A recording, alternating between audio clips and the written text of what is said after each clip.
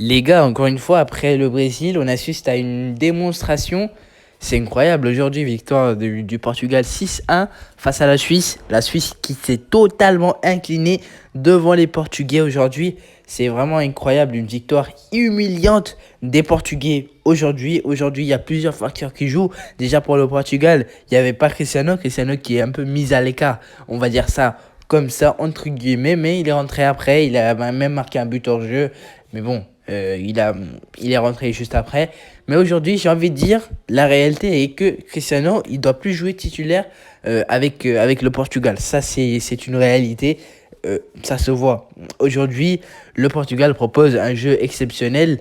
On avait sous-estimé le Portugal. Avec Cristiano, il gagnait que 1-2.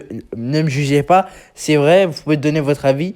Mais pour moi, aujourd'hui, sans Cristiano, il doit jouer, il va jouer, mais il doit plus jouer titulaire parce que Gonzalo Ramos aujourd'hui triplé, c'est triplé, il est incroyable. Rafael Leao, il doit jouer, même lui il est remplaçant.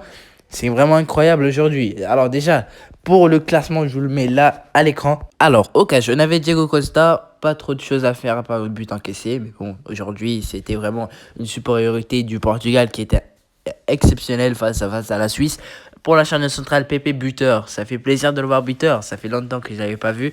Pepe buteur, très bonne performance. Ruben Dias, lui aussi, il a été très costaud dans les duels, etc. Mais malgré ça, il n'y a pas d'autre chose à dire. Et pour Rafael Guerreiro, buteur et passeur décisif sur le but de Leao. Très bonne performance de la part du joueur de Dortmund. Et pour Diogo Dalot, il a été exceptionnel à la place de Cancelo aujourd'hui. Il a été excellent. Aujourd'hui, j'ai envie de dire qu'il a fait un excellent match. Voilà. Et pour les milieux de terrain, Bernardo, on n'a pas trop vu.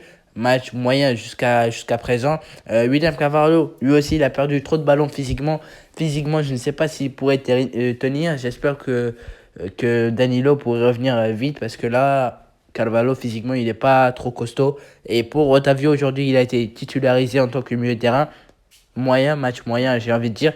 Et pour João Félix, très très bonne performance, j'ai envie de dire, parce que João Félix, il performe avec le Portugal depuis le début de la Coupe du Monde. Et pour Bruno Fernandes, excellente performance aujourd'hui. Il a été remplacé après tout ça. Une excellente performance, j'ai envie de dire, lui aussi. Et pour Gonzalo Ramos, c'est rien à dire. Triplé, le premier triplé de la Coupe du Monde.